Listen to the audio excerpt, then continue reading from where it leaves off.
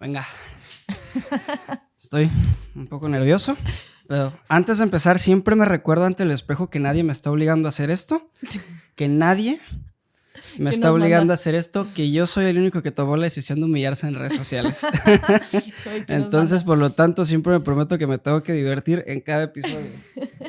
Vamos a pasar a dar la bienvenida. Hola a todos, bienvenidos de vuelta a su podcast favorito. Estoy bien contento el día de hoy porque tengo una persona muy especial aquí visitándome para poder hacer este episodio. Es una persona que es una gran periodista que ha trabajado alrededor de muchos casos dentro de México y se graduó en una universidad en Guadalajara. Por lo tanto, estoy muy contento de que ella esté aquí conmigo. Y sin más preámbulos, sin más ni menos, Fer Latuada, bienvenida. ¿Cómo estás? Muchas gracias, Emi. No, al contrario, el placer es mío. Ya hace ese tiempo que queríamos esta entrevista y pues no, yo muy feliz, la verdad, de ver cómo ha crecido el proyecto. Muy orgullosa de ti. Muchas gracias, muchas gracias. ¿Cuánto tiempo tiene que llegaste aquí a México? Vi que estabas en Inglaterra, pero Sí. simplemente no, pues no supe más o menos dentro de qué fechas pues llegaste. Yo creo que ya tengo 2 semanas, más o menos. 2 semanas. Voy para las 2 semanas. Pero estuviste en Tampico antes, ¿no? Fuiste a visitar a tu familia, después viniste para acá con nosotros, que bueno, para los que no sepan, Fer es mi cuñada, pero no la elegí porque sea mi cuñada, la elegí porque es una profesionista muy destacada. Para la primera pregunta, es una pregunta que me encantaría que me contara una historia relativa a ella. Y pues yo sé que estuviste de voluntaria en un albergue que cuidaba migrantes y personas que buscaban, yo creo que ahora sí lo que muchas personas conocen como, no sé, el sueño americano, migrar al norte, sí. Buscar una expectativa, una situación de vida mucho mejor a la que ellos tenían, abandonar muchas cosas. Yo sé que es un proceso muy difícil. Me encantaría que me contaras cómo fue que tú llegaste a conocer o cómo llegaste al albergue. Sé que fuiste voluntaria y pues cuál fue ese acercamiento que tuviste con esas personas. Vamos a empezar por lo primero, ¿cómo te enteraste? Y después, ¿cómo llegaste, no? Uy, pues voy a tratar de ser un poco concisa, ¿no? Porque es una historia larguísima y es una historia muy bonita y que creo que cada vez que la recuerdo me conmueve bastante. Creo que desde que estaba yo en secundaria, más o menos, yo estaba muy chiquilla, supe que existía el voluntariado. Porque yo estudié en una escuela jesuita y entonces estaba la opción, ¿no? Como de, puedes ir a una escuela, a una universidad jesuita después de la prepa o puedes hacer un voluntariado jesuita, ¿no? Como que lo promocionaban mucho. Y yo recuerdo que estuvimos en una plática de un chavo que estuvo justo como voluntario en un albergue de migrantes. Y yo dije, yo cuando salga de prepa me voy a ir. Así, sin pensarlo más, simplemente yo lo decidí desde ese momento. Y dije, yo me voy a ir. No supe ni cómo, ni cuándo me iba a tocar, simplemente sabía que lo quería hacer. Una corazonada, ahora sí, ¿no? No sé qué fue, yo creo que sí. Como que yo creo que conecté mucho con lo que contaba este chavo y decía, yo quiero experimentar eso, ¿no? Y entonces cuando me llegó el momento, bueno, para esto cada vez que era una feria de universidades ahí en la prepa, siempre estaban las pláticas de voluntariado. Bueno, los 3 años que estuve en la prepa, ahí me tenían la más fan en primera fila en las pláticas de voluntariado. ¿Eran muy recurrentes las prácticas a las que ibas o simplemente cada que se presentaba la oportunidad? Creo que lo hacían una vez al año. Esa como feria de universidades, pues iba como la típica expo de universidades que puede haber, de que van un montón de universidades que ofertan y todo. Bueno, así también el voluntariado pues daba sus pláticas y como que daba información de qué opciones había, porque había como varias opciones que tú te podías ir de voluntariado, que ahorita explico un poquito más. Pero así, ¿no? Yo todo el tiempo ahí estaba, ¿no? Y cuando ya por fin llegó el momento de inscribirme a la convocatoria y todo, pues ya metí todos los papeles que tenía que poner. Mis papás, pues me dijeron, pues adelante, si es lo que tú sientes que es lo que quieres, pues dale, ¿no? Entonces, sí me dijo mi mamá, pero te vas de voluntariado, pero te vas a cuidar niños. No quiero que te vayas lejos, no quiero que te vayas a lugares que te expongas, ¿no? Claro. Entonces yo le dije, bueno, está bien. Y puse en mis opciones que quería ir con niños y entonces... así que chiste, ¿no? Exactamente, ¿no? Porque lo curioso es que yo puse primero la primera opción que puse es que quería ir a cuidar niños. Porque tú acá no decides con quién vas. O sea, ellos no te dan, por ejemplo, cuando te vas de intercambio con Rotarios, que es un grupo de aquí de Veracruz, ellos te ponen como un grupo, diferentes países a los cuales elegir y ellos te dicen en cuál entras. Ellos te asignan directamente como un lugar a donde tú vas a ir o te dan como una opción o como un abanico de opciones y ya en los que tú dices, quiero aquí, quiero allá, y ellos ya te acomodan en algún lugar o te dicen directamente a dónde vas a ir primero. Sí, así totalmente. O sea, tú prácticamente te pones en manos de ellos así como, bueno, pues ustedes van a decidir a dónde me voy a ir un año, ¿no? Ok. Y estaba divertido, yo dije, pues va, ¿no? Entonces puse niños y cuando me hicieron mi entrevista me dijeron, bueno, ¿y por qué niños? Y yo, pues no sé, pues me gustan los niños, estaría padre, ¿no? La experiencia. Y me dijo, es que tu perfil es para migrantes. Tu perfil es para ir con las personas migrantes. No sé por qué pusiste para niños, ¿no? Y me dijo, ¿qué piensas de eso? Y yo, ok, no, pues la verdad es que sí me gustaría, pero mi mamá piensa que es peligroso. Y ya fue cuando me dijo, piensa si realmente es lo que tú quieres o lo que querría tu mamá, ¿no? Y yo así de, cámbiale entonces, ponle migrantes. Ponle migrantes. Sí quiero, ¿no? ¿Dónde fue el albergue al que exactamente fuiste? Fue en Ciudad de México. Ciudad de México. Eso también, yo no elegía tampoco el proyecto al que me mandaban, yo solo ya ponía como, me gusta la línea de migrantes o me gusta la línea de trabajo comunitario, que sería en comunidades, normalmente en la sierra. Entonces, pues ya, yo estaba ya muy segura, ¿no? Que sean migrantes. Y fue justo cuando ya con el tiempo, pues pasaron varios meses en el proceso, que ya me dicen, bueno, pues te vas en menos de un mes, te vas a Ciudad de México a empezar tu servicio, un año, ¿no? Y yo estaba así de, wow, esto ya es O sea, real. esto te lo revalidaban como servicio social. Era una actividad extracurricular totalmente aparte de la universidad, ¿no? Totalmente aparte. O sea, yo mandé todo lejísimos, dije, ¿sabes qué? ¿Quién dice que tengo que salir a estudiar la carrera ahorita, no? Medio ya sabía que quería estudiar, que creo que va un poco por ahí. Ya sabía que quería estudiar y qué quería hacer cuando saliera de la escuela de prepa, ¿no? O sea, yo ya quería hacer algo, yo estaba segura que quería ser periodista, pero había algo que todavía como que me faltaba. Ok. Que como que fuera lo decisivo, ¿no? Y creo que justo lo encontré estando en el albergue, porque pues era un lugar... no quiero decir que era maravilloso, porque claro que no es fácil estar en un albergue. No, hay mucha gente que sufre. O sea, no inclusive estando en el albergue. O sea, a mí me tocó estar en Estados Unidos ya con gente que logra cruzar. Y es como de que el campo de concentración... No sé si escuchaste alguna vez de los campos de concentración. Muchas personas decían que la tortura no solamente está en los campos de concentración, sino inclusive cuando lograban salir. O sea, ya cuando lograban cruzar... seguían sufriendo, o sea, había cosas muy difíciles por las cuales les toca pasar, y tú estás mencionando ahorita una cosa que es muy cabrona, que es cuando están sufriendo, ¿no? ¿Cuál es como que este punto donde empieza ese sufrimiento o donde empieza estas personas a decir, ¿sabes qué? Ya tienen esa mentalidad de decir, ¿sabes qué? Yo no estoy conforme con lo que tengo ahora en mi vida, o sea, quiero algo mejor.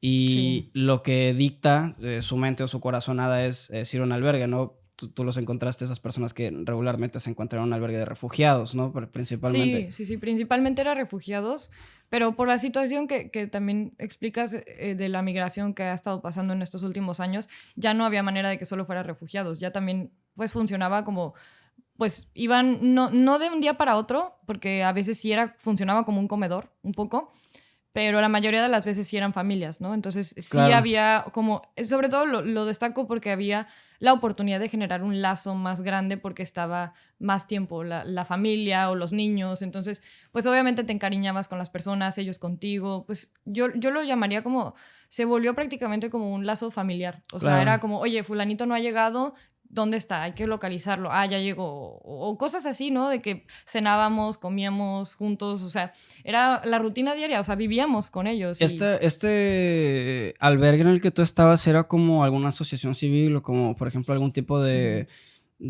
no sé, de asociación benéfica, como si fuera lo que sería una fundación. Sí, era una ONG totalmente. Una ONG, ok. Estaba liderada por hermanas, o sea, por personas religiosas que eran mujeres, que son de la orden Josefinas, que también teníamos como ciertos apoyos del gobierno de España y de otros lugares de la ONU.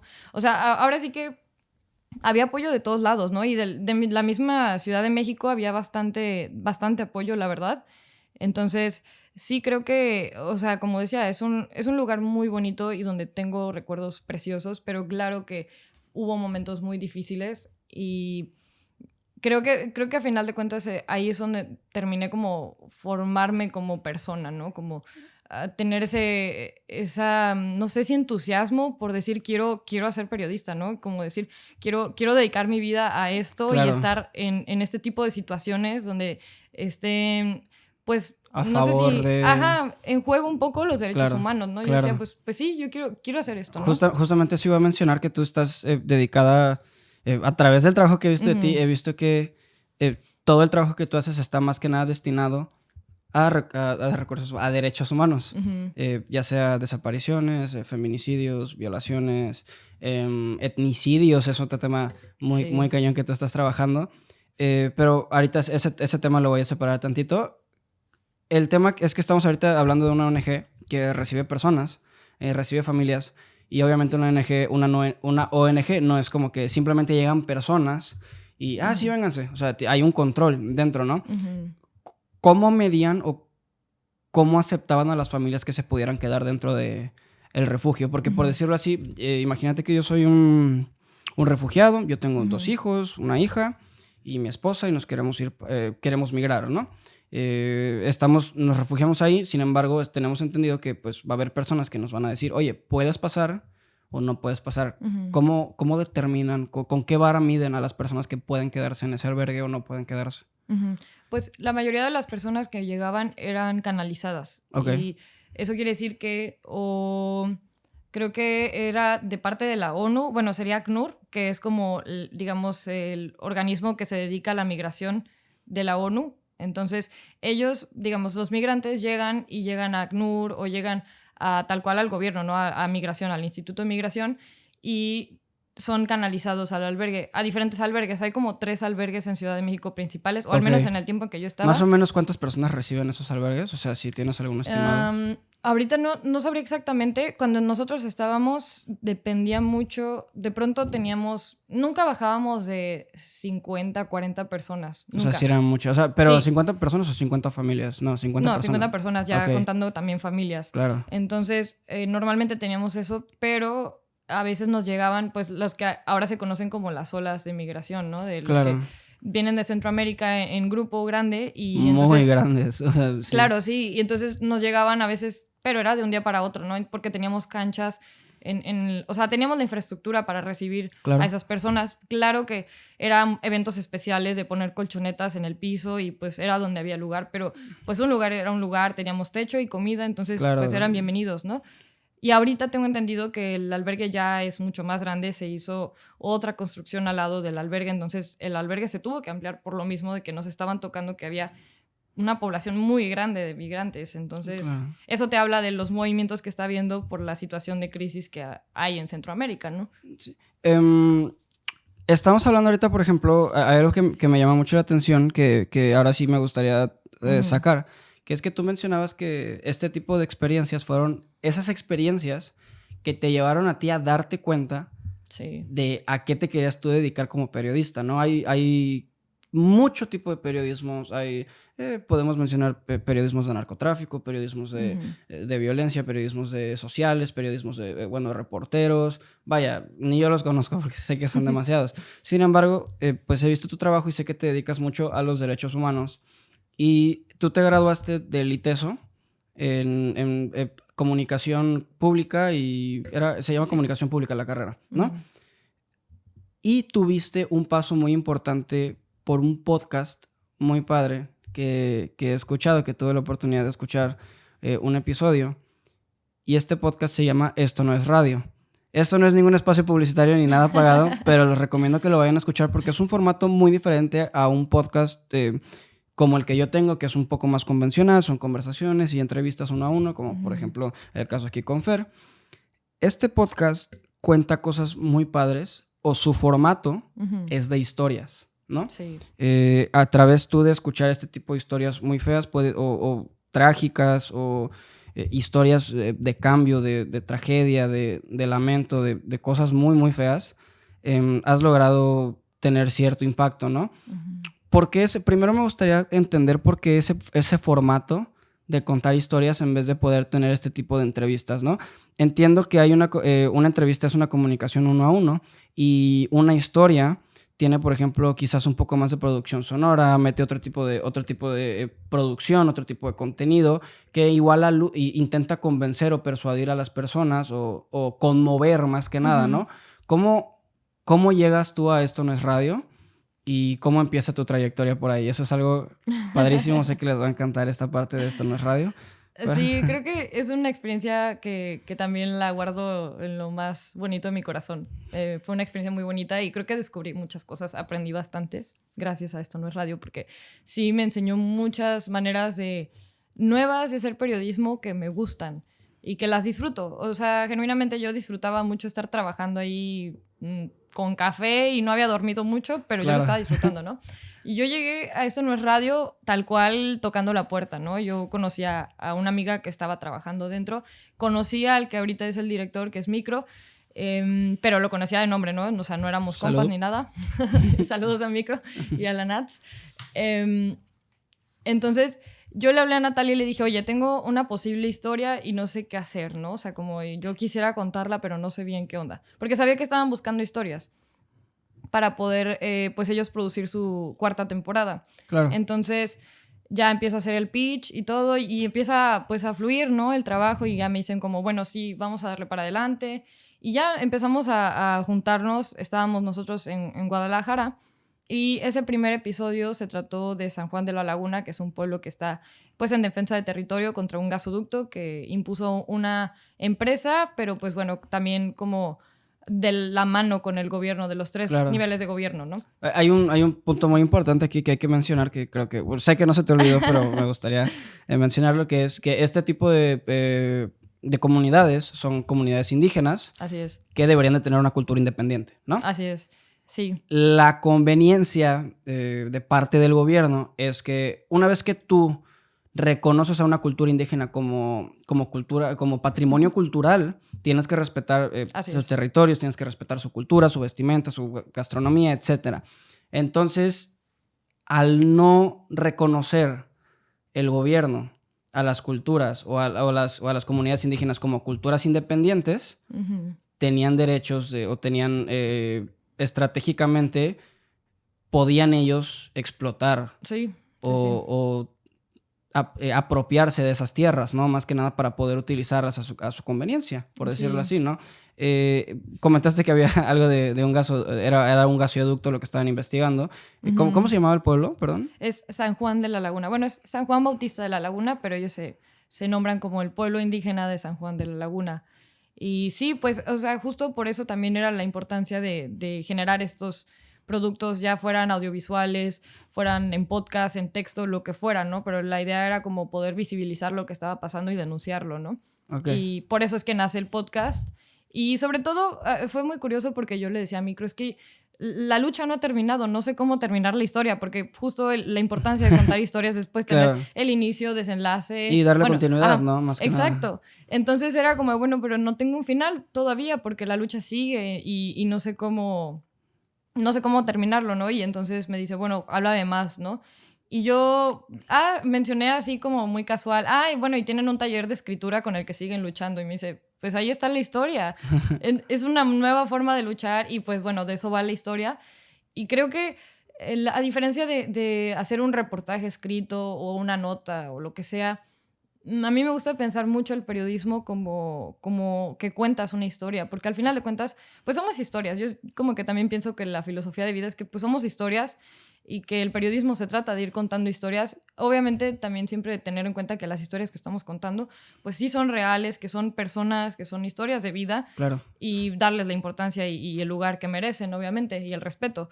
Entonces creo que de esa manera muchas veces la información no es tratada como muy dignamente, que estamos hablando de personas. ¿Cuál crees tú que sería como que la ética correcta para manejar información en cuanto a... Estaba platicando, por ejemplo, con Carlos Carpizo, que en un episodio pasado, y me comenta que muchos periodistas, que no sería mala idea que los periodistas deberían de hacer un juramento hipocrático. Y fue como, o sea, la neta es como una propuesta bastante nueva, ¿no? Bastante como sí. que peculiar. Sin embargo, no creo que... Bueno, yo personalmente no creo que debería ser necesario que hicieras un juramento hipocrático o algo, pero a tu opinión, ¿cuál crees que sería como que la manera correcta de manejar información? Porque sé que son... O sea, cuando ves estas historias, pues tocas temas muy delicados, información muy, muy delicada, cosas que hay veces que quizás sería mejor inclusive que no se supieran. Vaya, ahora sí que la información, cuando la recibes, son cosas, en este tipo de casos, son cosas demasiado fuertes en algunas ocasiones, ¿no? Sí. ¿Cómo consideras tú que sería como que la ética apropiada para manejar este tipo de información cuando a ti te toca, ¿no? Por ejemplo, recibir un dato muy fuerte. Yo creo que hay una frase que me gusta mucho que habla de que no puedes ser periodista sin antes ser una buena persona. Okay. Y es siempre pensar que pues somos personas antes que periodistas, y creo que lo más importante de un periodista tendría que ser su, no sé, tal vez su capacidad de asombro. Claro. Pero desde una manera digna, y la empatía. Claro. O sea, ser 100% empático es la única opción, ¿no? Porque sí me ha tocado ver cómo hay periodistas que tratan la información de manera como muy... ¿Descuidada? Creo que sí, sería Sí, muy descuidada. despreocupado, ¿no? Sí, sobre todo que se les olvida que están hablando de personas, ¿no? Y que, pues, sobre todo si estás hablando de derechos humanos, probablemente hay víctimas de por medio. Y creo que eso es lo más importante de todo, ¿no? O sea, pensar que el periodismo tiene un propósito y que puedes, a lo mejor, por ejemplo, si estamos hablando de alguna denuncia penal, o sea, de un proceso penal, tienes que tener mucho cuidado de no estropear el debido proceso. O sea, si tú, por ejemplo, hemos habido muchos casos, ¿no? De feminicidios donde, bueno, pues pusieron la cara del vato y dicen, no, es que ya le transgredieron su derecho como para comprobar la inocencia, ¿no? Y entonces ya no hay manera de juzgarlo a lo mejor como se hubiera podido. Y entonces ahí es como ese tipo de detalles que a veces uno debería de tener cuidado y no siempre, ¿no? Y cosas ya más obvias como las imágenes tan explícitas de víctimas. Tienes que tener una ética, tienes que pensar en que son personas, que hay familias de por medio, y creo que esa es la clave, ¿no? Para hacer periodismo. Manejando información siempre tienes que tener mucho cuidado, como lo acabas de mencionar.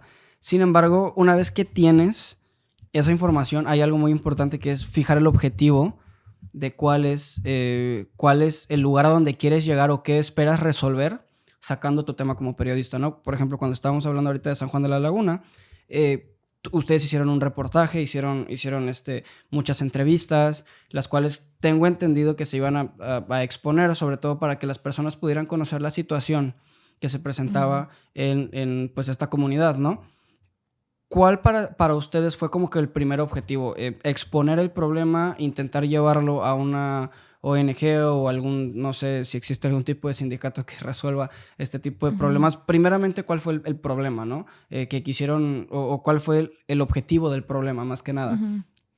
Yo creo que el podcast, tal cual, en este caso, el episodio tuvo el objetivo de simplemente contar la historia. Y creo que por eso también fue muy, muy bonito hacerlo, como solo hazlo, ¿no? Como, no sé si suena muy artístico o algo, pero creo que fue lo más bonito de este proceso creativo, que fue algo muy orgánico. Fue parte también de estar en el momento de que estaba como sucediendo el taller de escritura. Entonces, pues te pone parte de la resistencia ahí en el momento en que lo estás viviendo también, ¿no?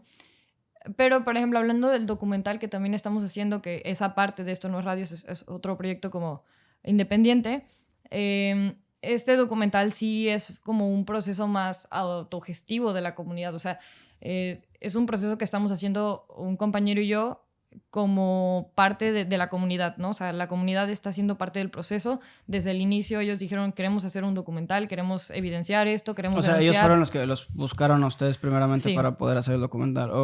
Sí, así es. Ellos le hablaron a Santiago, que es mi compañero, y pues nos dijeron, no, queremos hacer esto, necesitamos denunciar o hacer algo, y fue cuando nosotros nos organizamos con más personas para ver pues qué hacíamos, y ya fue cuando pues fuimos armando este grupo de personas que quisieran ayudar, pues tal cual como también como un voluntariado. Y ese proyecto sí tenía como un propósito muy, bueno, y sigue teniendo este propósito, que es reivindicar la lucha también.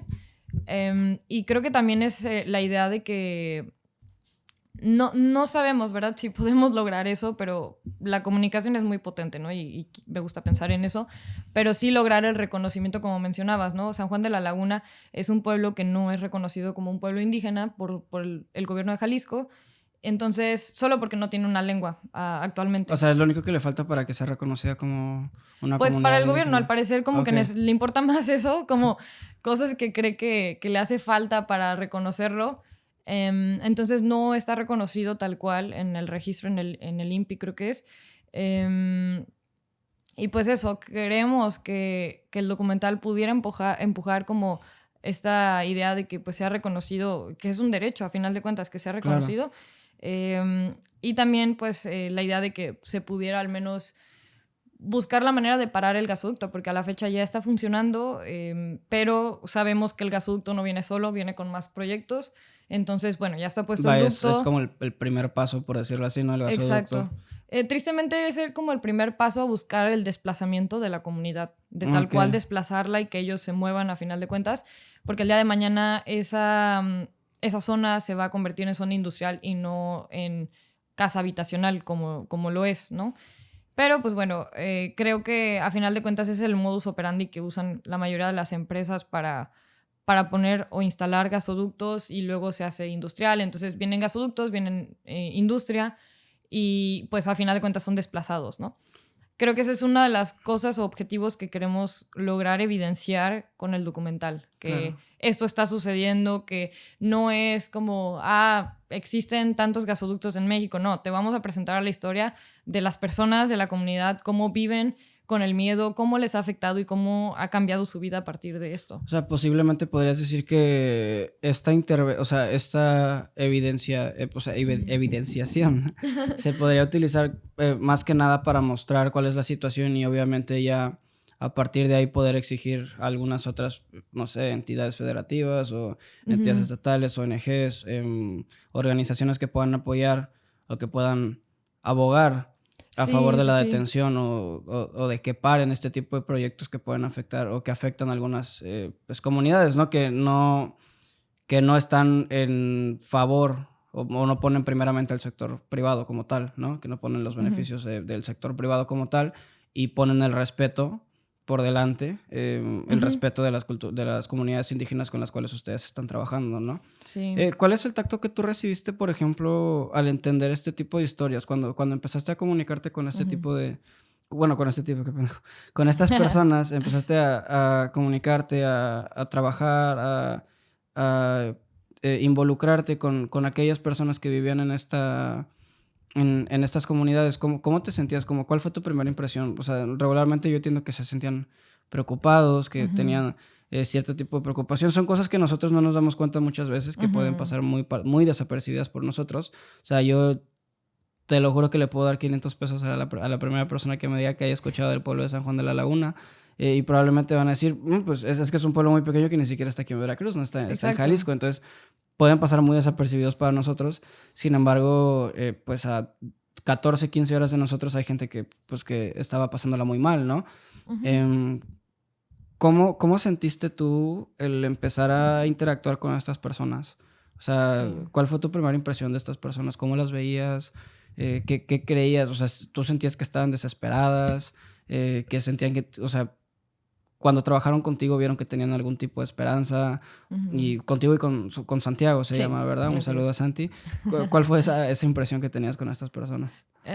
Yo creo que sí es difícil que una persona conozca como un pueblo que a final de cuentas pues está lejos, ¿no? Pero bueno, yo invitaría, si aquí hay muchas personas viendo de Veracruz, es que se acerquen a las personas y comunidades que están luchando en Veracruz, porque les puedo asegurar que va a haber comunidades que están luchando en contra de algún megaproyecto que esté sucediendo en Veracruz, ¿no? Claro, Tristemente, ni siquiera sabemos la cantidad de ramales de gas que hay en nuestro país, porque es información que el gobierno no ha querido transparentar nunca. Y claro, creo que eso es importante, que todos estemos como bien alertas de qué están haciendo con nuestro país, ¿no? Con nuestro territorio. claro. Yo creo que en el primer contacto con la comunidad fue... Yo pensé que íbamos a batallar, ¿no? Como entrar a la comunidad, como encariñarnos con la gente o que ellos nos tuvieran confianza, como generar ese lazo, ¿no? Pero no, creo que desde el primer día que llegamos fue los brazos abiertos, la casa abierta, nos trataron como parte de la comunidad y nos siguen tratando como Creo parte que de la las comunidad. personas en los pueblos tienden a ser como que muy receptivos con las personas que vienen, ahora sí que Normalmente. los foráneos, ¿no? Me ha pasado mucho Así también. es. Sí, al principio eran un poco tímidos en cuanto Claro. a qué compartían con nosotros, Sí, pero poco a poco sí fuimos generando ese lazo y lo hemos ido trabajando durante años que decimos, oye, pues ya nos están haciendo parte de la comunidad, ¿no? O sea, cuando fuimos a claro. grabar el episodio de Esto No es Radio, que fue en febrero del año pasado, fue mi cumpleaños y pues me cantaron las mañanitas, una de las señoras, que es doña Isidra, me regaló un ramo de flores, entonces fue como, wow, o sea, pues me hacen sentir como si fuera mi familia, ¿no? Claro. Y me hacen sentir como parte de la comunidad, entonces creo que el primer contacto sí fue un poco irte ganando un poco la confianza de ellos y mostrarles pues que tienes buenas intenciones, ¿no? Y creo que siempre tu trabajo habla por sí solo, ¿no? ¿A través de qué crees que pudiste como que empezarte a ganar más de la confianza? Porque obviamente creo que hablan mucho los actos o las acciones que haces. Sin embargo, creo que este tipo de comunidades, estas comunidades muchas veces les prometen muchas cosas que no les cumplen, ¿no? Entonces, de cierta, por ejemplo, cualquier alcaldía o cualquier gobierno municipal les puede prometer miles de cosas y Exacto. al final no les cumplen. Entonces, luego son gente que se siente muy traicionada porque está buscando un mejor estilo de vida y no se lo han ofrecido y al contrario, les están quitando cosas, les están haciendo cosas que les pueden afectar, ¿no? Sí. Entonces, no voy a generalizar, obviamente tampoco tengo una cifra, pero podría decir que son personas que quizás se sienten traicionadas, se sienten mal apreciadas o desapreciadas o mal recibidas por sus gobiernos y de cierta manera son muy desconfiados, ¿no? Pueden, a veces de alguna manera pueden desconfiar de una o de otras personas. Entonces, ¿qué crees, a través de qué crees que tú fuiste ganando esa confianza con ellos, ¿no? Porque ellos decían, bueno, es que sí viene un periodista, pero ¿este periodista trabaja con ética? O sea, ¿este periodista trabaja con Exacto. ética? ¿O cuál crees que fue tú como que la cereza del pastel? Que fue como, ok, vamos a confiar en Fer y en Santi para que puedan empezar a hacer este trabajo. Sí, creo que el primer ingrediente fue hablar con la verdad, ¿no? O sea, desde un principio decir como, a ver, pues nosotros no tenemos el poder de a lo mejor cambiar la realidad, ¿no? Y eso es incluso en voluntariado, en cualquier lucha que puedas estar involucrado, es saber que no vas a cambiarle tristemente pues la realidad que estén cruzando, ¿no? Claro. No y incluso por salud mental tienes que asimilar que no vas a hacerlo. Claro. Por más potente que pueda ser tu trabajo, no vas a cambiarle, no vas a poder darle los papeles que necesita a lo mejor la persona que está buscando un mejor futuro, migrando, o no voy a quitar el gasoducto yo, ¿no? Sí, como claro, no es como ese que... tipo de cosas sabes que sabes que no lo vas a lograr, pero sabes que sí puedes hacer cambios, sabes que sí puedes hacer pequeñas cosas, ¿no? Que le vayan cambiando la percepción y que pueda atravesar este problema de una manera más digna, acompañada, que no Claro. se sienta ignorada, que se sienta que ahí está acuerpada, ¿no? Entonces creo que eso fue lo principal, que no nada más fuimos y le pusimos el micrófono, la cámara, o nada más fuimos a hacer la entrevista y nos fuimos, sino Le hemos dieron estado ahí. continuidad Ajá. al proyecto, se han mantenido en contacto a pesar de que no estén cerca con estas personas, ¿no? Sí, y seguimos en continuo trabajo con ellos, pero en general en cualquier historia yo creo que también como para cualquier periodista es, no nada más es tu fuente de información, no Sí, es nada claro. más a una persona que vas y sacas una historia, justo, ¿no? Es como lo que decía, ¿no? Estás trabajando con historias de vida, Muy de delicadas, personas. claro. Entonces yo creo que eso, si siempre mantienes esta como constante recuerdo de que son personas y que estás trabajando con estas historias, no pierdas la noción. O sea, a la fecha yo sigo también teniendo contacto con ciertas víctimas de desaparición o víctimas terceras, así se les llama, cuando son los familiares de Claro, algún feminicidio personas, que hubo. problemas colaterales, ¿no? Bueno, no Exacto. problemas, Sí, víctimas pero colaterales. como una víctima tercera. Entonces es como pues involucrarte, ¿no? Hasta cierto Sí, punto claro. involucrarte con tus, pues con las historias que estás narrando. Claro, tú estuviste trabajando ahorita, trabajaste mucho, ahorita que estabas mencionando, por ejemplo, el tema de feminicidios, es un tema muy, muy delicado, estamos atravesando ahorita por el 8 de marzo, Así es. que es de mucho orgullo para muchas personas. Vi que publicaste un artículo que me gustó mucho acerca de las violaciones. de sufrir abuso sexual, de reconocer que sufriste un abuso sexual, primero que nada, ¿no? Porque en algunas ocasiones he logrado percibir que hay víctimas que les cuesta reconocerse como víctimas, ¿no? Así es, sí. Al principio sufren de una violación, de un acto pues tan desagradable como lo puede ser una violación, pero después ellas se sienten culpables de ser violadas, ¿no? Uh-huh. A través de comentarios como es que tuviste que quedar, no tenías por qué quedarte tan tarde, o no tenías por qué vestirte así. Sí. ¿Tuviste tú la oportunidad de acercarte a varias personas para poder platicar acerca de este tipo de temas, que son temas ya mucho más delicados? O bueno, no voy a decir que mucho más delicados, pero que son temas que no tienen nada que ver con temas de apoyo a comunidades indígenas, ya tiene que de comunidades indígenas o de personas generalizando comunidades, ¿no? Ya tiene que ver con temas que atacan directamente a un sector poblacional como pueden ser las mujeres y mujeres adolescentes, niñas inclusive, ¿no? Sí. Tú tuviste la oportunidad de entrevistar personas que fueron víctimas de violación. Hay una vez mi madre, yo platicando con mi mamá, me platicó que una vez escuchó que nunca tenías que ser compasivo con una persona porque ser compasivo implicaba padecer el dolor de esa persona. Y ahí como que mi mamá y yo estábamos como que en un discernimiento, decir, ok, quizás no vamos a ser compasivos, pero tenemos que entender de cierta manera que hay un daño muy grave con estas mujeres. Sí, o sea, sí. No te estoy diciendo que voy a padecer o entender tu dolor, no voy a decir que voy a padecer tu dolor, pero creo que como nosotros como sociedad obligatoriamente tenemos que entenderlo. Sí. Y tú, ¿cómo fue para ti empezar a trabajar con estas personas que ya tenían un estado de salud emocional mucho más delicado o un estado de salud emocional muy, muy, muy delicado, donde quizás, por ejemplo, en tu caso decías, es que yo no sufro lo que ella sufrió, sin embargo, puedo entender cómo ella se siente y no necesito que me haya pasado a mí, ¿no? Sí. No necesito que me haya pasado a mí para entender el dolor que ella está pasando y ese acompañamiento que tú le diste a estas chicas, ¿no? ¿Cómo empezó todo, no? Bueno, pues creo que, pues sí, como dices, justo en el 8M, pues sí, recordar que para empezar, yo creo que la mayoría de las mujeres que tenemos en nuestras vidas o han sufrido algún abuso o algún tipo de acoso, ¿no? Yo creo que son pocas las mujeres que pueden decir que no han sufrido ningún tipo de acoso en estas alturas de la vida. Y claro, las cifras no las tengo exactamente tal cual, pero sabemos que 11 mujeres son asesinadas al día en México. De violación no sé exactamente cuántas eran, pero pues por ahí andas la cifra también. Vaya, el decir que nunca han sufrido de algún tipo de abuso o de acoso ya es algo como muy escueto porque generalmente, o sea, creo que hoy ya vivimos en una situación en la cual pues de entrada hay piropos, ¿no? Por ejemplo, hay mínimo piropos, hay agarrones, hay etcétera, ¿no? Quizás no lo puedes determinar como un abuso como tal, pero pues un acoso fuerte, pues sí lo podría ser y mayoritariamente las mujeres, yo creo que ninguna o en muy escasos, en muy escasas situaciones claro.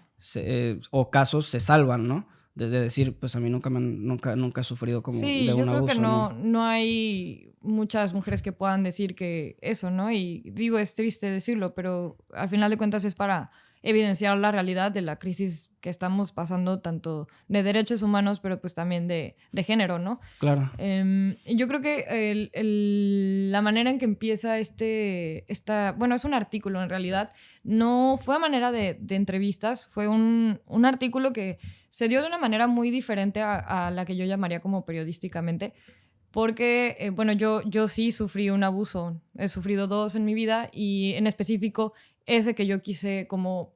Tenía como muchas cosas que quería decir, ¿no? Pero yo decía, claro, a ver, un periodista no habla en primera persona, ¿no? Yo cómo voy a hablar a mi propia puño y letra y voy a publicar algo, ¿no? Y decía, bueno, pues lo escribo para mí, ¿no? Para mi diario, ¿no? Y creo que como fue el acercamiento más bien, o sea, mientras yo escribía cosas en mi diario, el acercamiento que iba teniendo también con otras mujeres era porque, pues, poco a poco iba haciendo denuncias, ¿no? Iba dejando como ciertos mensajes que era mi yo queriendo ya gritarlo, ¿no? Y poder compartir o simplemente como alzar la voz, ¿no? Y poder decir como no tenerlo guardado en lo privado como nos han hecho creer que tiene que estar, ¿no? Entonces, fue como muchas mujeres se me empezaron a acercar, muchas amigas o que Claro. amigas de la infancia, en general muchas personas, y fue como un acompañar, como acompañarnos mutuamente, ¿no? Como yo la escuchaba a ella y yo a la vez me veía también en sus situaciones o en sus historias. Como decías, cada situación es muy distinta, ¿no? Cada Sí. persona vive a su manera tanto el proceso post, pero también el trauma, ¿no? El Como, trauma y lidiar ujú, o sea, con el postraumatismo después del exacto, acontecimiento, ¿no? ¿Cómo lidias con exacto. ello? Sí, totalmente. Entonces creo que fue muy orgánico cómo se dio ese texto, porque fue inspirado a través del acompañamiento que pude dar, que estas mujeres me dieron su confianza y me dieron el honor de poder estar ahí para ellas y ellas para mí a la vez. Entonces creo que fue de lo que fui aprendiendo de ellas, de lo que aprendí en las marchas cuando iba a cubrir las marchas feministas. Creo que simplemente fue un texto que juntó todo lo que había aprendido a través de autoras, también periodistas mujeres que Claro. aprendí. Creo que es lo bonito, ¿no? Para mí de ese texto, que simplemente junté todo lo que sentía, lo que yo atravesaba desde mi propio proceso, lo que vi en otras mujeres y lo quise hacer en bajarlo a texto, ¿no? Vaya, y la carga, yo podría decir que es como la carga emocional que conlleva este tipo de eventos en el sentido de que tú te paras, y bueno, yo no soy mujer, pero Ujú, mis amigas cercanas me claro. comentan que se paran y logran ver que, bueno, ellas no están solas, ¿no? O sea, han pasado Sí. por procesos muy parecidos. Hay un quote que me gusta mucho, Ujú, que sale en la película de Spider-Man 2, que van a decir, ujú. no tiene nada que ver, es en la de Andrew Garfield, pero el tío Ben le dice que si tú tienes un don o tienes como que una bendición, tienes la obligación Ujú, moral de utilizar esa bendición o ese don para el bien social. En este caso tú lo ujú, utilizaste como en tus habilidades periodísticas para empezar a relatar con diferentes personas, empezar a tener un poco más de ujú. tacto con ella y acompañarlas en su proceso, Claro. vamos a decir que postraumático, ¿no? Ujú, Am, Cuando tú lidias con este tipo de casos, te encuentras con casos muy diversos, con personas que sufrieron, puede ser que desde pues lamentablemente un jalón de pelos o un golpe de parte de su pareja, hasta pues una violación completa y que ya tiene una violación como tal y tienen que pasar procesos muy fuertes, que es como lo puede ser una denuncia, que es escalar un paso más alto. ¿Tú hasta dónde llegabas con las víctimas? ¿Tú solamente te quedabas en lo que sería como, por ejemplo, no voy a decir que, ay, sí, le das una palmadita en la espalda y échale ganas, porque tú nunca puedes decir, yo sé que tú las ujú. apoyabas, pero tú las acompañabas en cuanto a la exposición de los casos o tú las acompañabas en cuanto como, podría decirse que un poco de asesoría legal para las víctimas de abuso sexual o cómo funcionó Fer Latuada durante ese Esa etapa. esa etapa donde estuviste apoyando, que hasta la fecha creo que lo haces, sin embargo, Ujú, ya no, ya tus actividades profesionales, pues las estás diversificando bastante y no solamente te enfocas en ello, ¿no? ujú.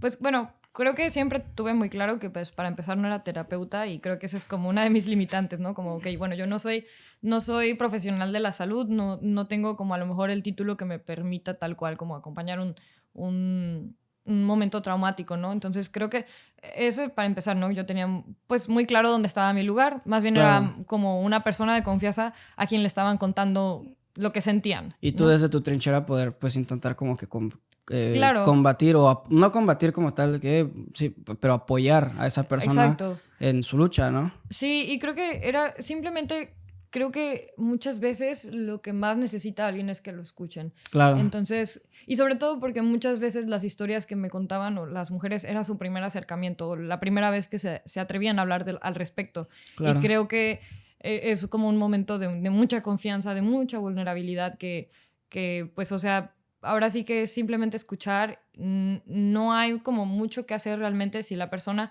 no quiere denunciar o la persona no quiere hacer algo al respecto, pues bueno, es como más bien preguntar siempre como qué es lo que tú quieres hacer con esto, ¿no? O sea, yo siempre me detenía a preguntarles, ¿no? Bueno, ¿cómo te acompaño? Siempre esa es la cosa, ¿no? Como Sí, creo si que quieres... hay muchas personas que pueden decidir qué hacer con la situación que vivieron. Unas deciden proceder legalmente, otras no conozco algún caso yo, pero pues pueden cobrarse venganza, por decirlo así, por fuera, no sé, de la manera en la que ellos quieren poncharle una llanta al agresor o tal, lo que sea, ¿no? Y otras personas prefieren decir, ¿sabes qué? Fue un capítulo pasado, prefiero olvidarlo. Prefiero seguir adelante, saber que no fue mi culpa, que yo fui la víctima, o sea, que me metieron en la cabeza que yo no era la víctima, que fue quizás mi culpa cuando realmente nunca fue así, porque nunca en primera instancia nunca tuve por qué haber pasado por esta situación, ¿no? Sí, yo creo que nunca habría un acto de venganza tal cual. Bueno, yo no conozco a alguien que lo haga así. No, yo tampoco. Yo no, sino más bien, lo llamaría como una manera de hacer tal vez su propia catarsis dependiendo qué es lo que necesita, ¿no? La víctima. Claro, sí, claro. Sobre todo de qué considera para ella como justicia, ¿no? Siempre también preguntar, bueno, para ti, ¿qué es justicia? Si quieres ir, como dices, ¿no? Hay personas que lo llevan a lo legal, pero la cosa luego también es como cuáles son como los recursos que tiene la persona para poder defenderse legalmente, ¿no? Y también, bueno, dependiendo de la persona, creo que justicia es como un término muy maleable, ¿no? O sea, dependiendo de la persona, porque una persona, tío, puede... Ya ni siquiera en el tema de feminicidios, en cualquier tema, una persona puede decir, supongamos que a mí me amenazaron un día y me dijeron, ¿sabes qué? Te voy a madrear y que tal. Y yo digo, oye, ¿puedo proceder por acá? O mi psicólogo me dijo que vaya con un guarro y le rompa a su madre por otro lado, ¿no? Entonces ahora sí que es un término como que muy abierto, ¿no? Sin embargo, también entiendo esa parte donde tú mencionas que no todas las mujeres o no todas las chicas que sufren de abusos tienen como que los recursos para poder enfrentar el problema a veces, o tienen que irse por la vía legal de la manera más pública o que menos involucre gastos, ¿no? Porque pues la justicia a veces en México lamentablemente pues es cara. Creo que hacer justicia en México es un término muy escueto. Y que gana el que tenga más dinero, créeme. Al final de cuentas, sí. El sistema de justicia en México es como el que tenga más dinero es quien al final de cuentas gana el proceso legal. Es un término muy escueto y podría ser inclusive entendible que unas personas no quieran utilizar el término legal y se puedan tomar justicia por su propia mano, ¿no? O sea, no estoy diciendo que cualquier persona lo haya hecho, solamente no dejo la carta cerrada, porque probablemente ha pasado. Yo creo que probablemente ha pasado en algún caso que una persona haya sufrido de algo y haya querido hacer justicia por su propia mano. No es algo sobre lo que me toque opinar, solamente se deja la carta abierta, ¿no? Para decir, cuando recién pasa este tipo de problemas, ¿cuál crees que tú? No te voy a decir que la solución, porque la solución a veces no depende de uno, pero en tu experiencia, ¿cuál crees que sea el primer paso que tiene que dar una mujer, por ejemplo, en caso de una violación o de un acoso sexual ¿cuál crees que es el primer paso que tiene que dar esta mujer? ¿O crees que tú que sea el más viable para ella para solucionar el problema? O para darle o para encontrarle una salida o encontrar una manera en la que quizás se pueda hacer justicia. Okay. Además de comunicarlo. Ya pasando después de la parte de comunicarlo, ya lo platicaste, ya tuviste este encuentro contigo donde tú dijiste, ¿sabes qué? Yo no fui la víctima, abusaron de mí. Quizás tus papás o cualquier persona que esté cercana a ti ya esté enterada, ya te diga, ¿sabes qué? Yo te voy a acompañar. ¿Qué es lo que tú quieres hacer, Gaby, para resolver este problema? ¿O cuál crees que tú que sea como que la primera salida como tal o cuál crees que debería ser la primera opción como tal para una mujer para intentar resolver el problema? O sea, fiarte de tu sistema de justicia, como mencionamos hace un poco, que pues puede ser un poco escueta, depende mucho quizás de tus recursos socioeconómicos, o quizás apoyarte con alguna ONG, porque creo que existen ONGs o apoyos inclusive para las mujeres y personas muy, muy capacitadas que pueden apoyarte en cuanto a abogacía o en cuanto a litigio para proteger o para llevar tus casos de una manera o a través de un costo muy accesible, ¿no? ¿Cuál crees que sería ese paso? Bueno, creo que es un poco complejo pensar en cuál sería lo correcto, no correcto pues, pero cuál sería una solución después de asimilar o identificarte como víctima. Creo que ahorita tal vez ya no tanto se da, pero al menos en los casos que ha habido tiempo atrás, una víctima tarda muchos años a veces en identificarse Claro, como víctima, ¿no? claro. Y entonces ahí es cuando dices, bueno, ya no hay delito que perseguir para las Y ahí autoridades. es donde entra la pendejada que muchas personas dicen que es, ¿y por qué no lo dijiste en su momento, no? O sea, de... Exacto, de Sí, por qué no lo denuncias, por qué no lo dijiste. Y creo que simplemente es el identificarte como víctima. A mí me tomó 4 años. ala. 4 años para yo decir, claro, ¿no? Ahora todo tiene sentido.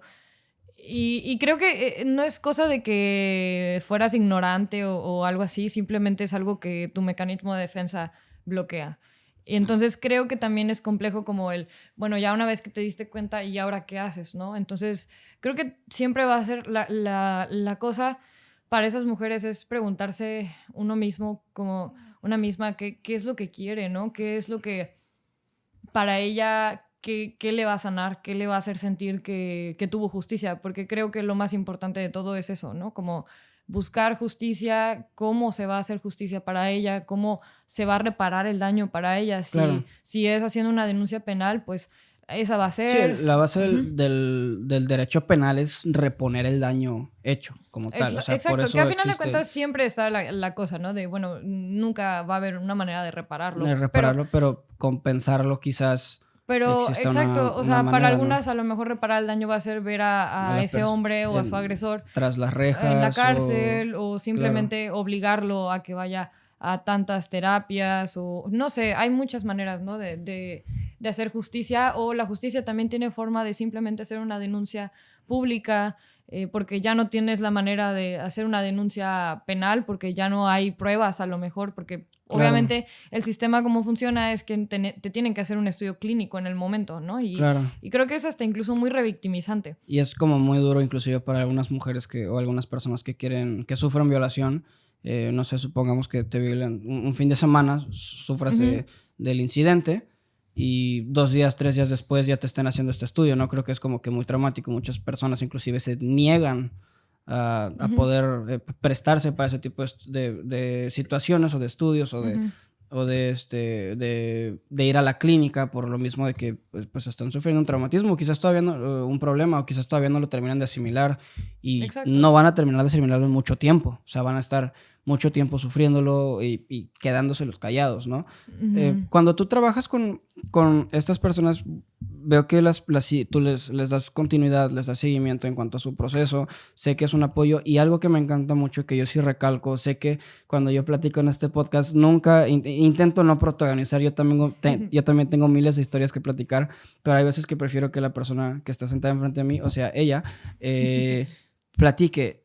Me encantaría que me contaras, por ejemplo, cuáles has visto tú que han sido los mejores resultados de las personas que han seguido cierto camino. Supongamos que, no sé si alguna vez has escuchado alguna Ujú. anécdota de una mujer que haya dicho, ¿sabes qué? Yo denuncio a mi agresor o simplemente yo lo olvido, o yo lo olvido, o simplemente yo lo mando a terapia o me mudo. ¿Cuál crees que ha sido como que el mejor resultado que tú has visto?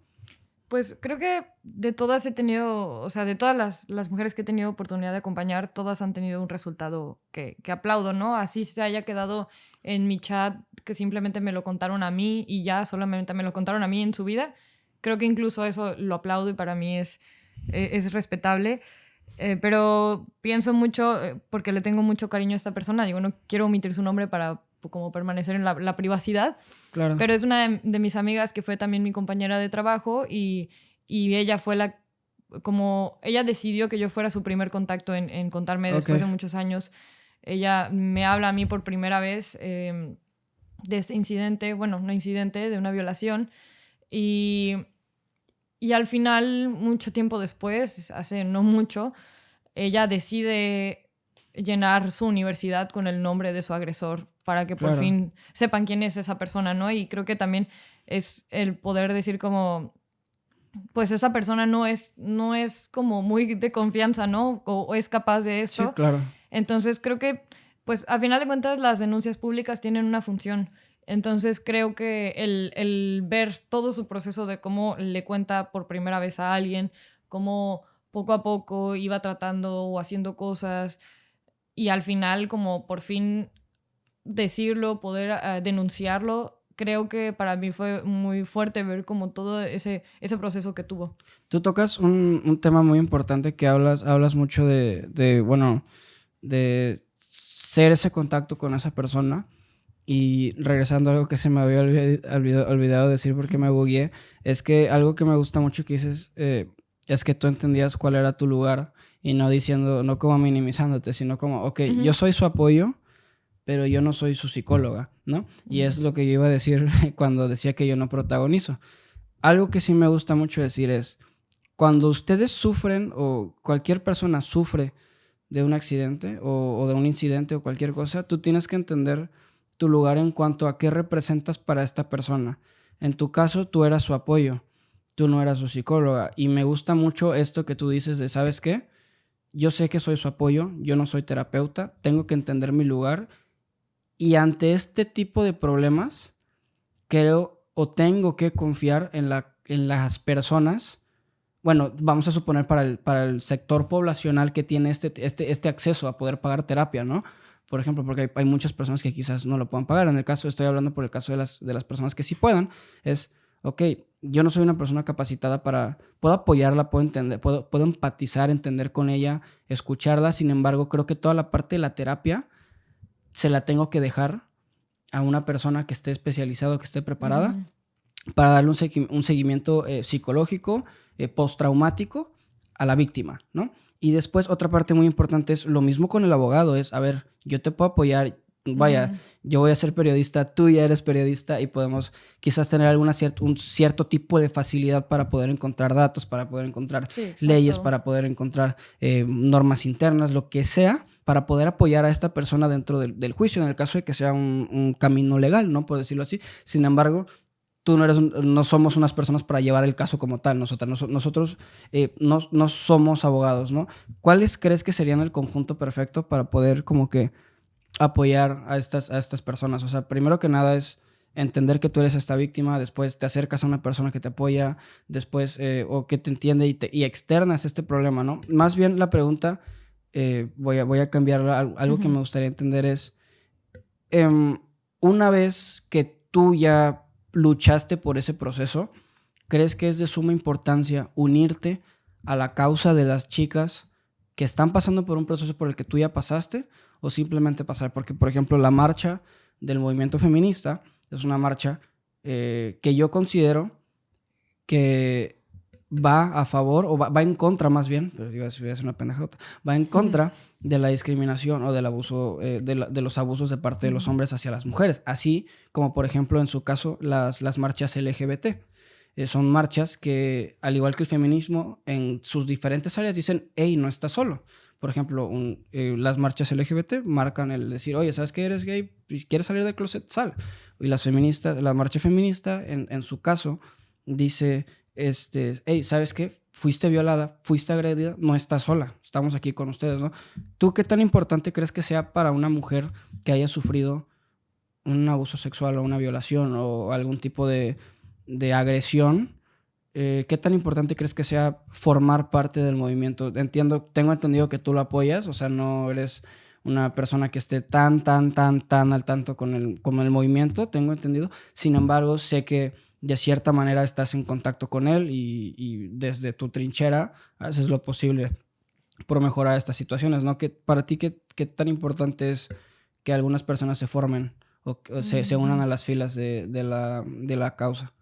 Pues yo creo que no es necesario que sea parte del feminismo. Yo creo que debe de existir muchas mujeres que, pues bueno, yo sé que hay muchas que no están de acuerdo pues es que también hay ideales políticos, hay corrientes de pensamiento distintas, hay temas religiosos de por medio, ¿no? Y creo que todas son respetables y válidas y dependiendo de la mujer cómo lo quiere llevar, Sí, pues claro. es libre.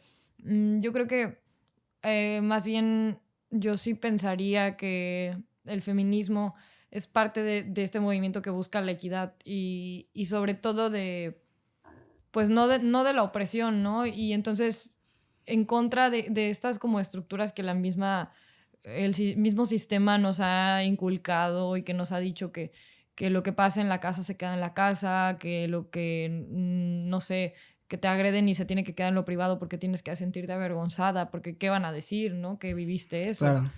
Y creo que el feminismo ha impulsado mucho ese tema de no tienes por qué avergonzarte, no tienes por qué tenerlo en lo privado, sino pues simplemente habla y alza la voz, ¿no? Y creo que busca la manera de acuerpar y apoyar eso, ¿no? Y creo que, como decías, hay muchas organizaciones y colectivas que se dedican a eso, a dar acompañamiento desde lo terapéutico. Hay otras que a lo mejor se dedican a hacer el acompañamiento también legal. Yo conozco muchas abogadas que son feministas, ¿no? Que su manera de llevarlo es con perspectiva de género. Y creo que no es nada más se trata de decir, soy feminista, sino es la idea de trabajar con perspectiva de género. Creo que eso es lo importante. Que realmente yo también pienso como, bueno, pues simplemente tienes que ser persona empática y ya no tienes que nombrarte como algo político o posicionarte políticamente. Simplemente con ser una persona que pueda sentir empatía, creo que es suficiente, claro, ¿no? O sea, no es como decir, ¿sabes qué? Pues me voy a poner la playera inmediatamente de este grupo o de tal movimiento, pero entiendo qué o por qué ellas están haciendo esta lucha, ¿no? O sea, no tienes que casarte con ninguna ideología, no tienes que seguirla al pie de la letra, sin embargo, como que tienes toda esa capacidad de poder reconocerla, ¿no?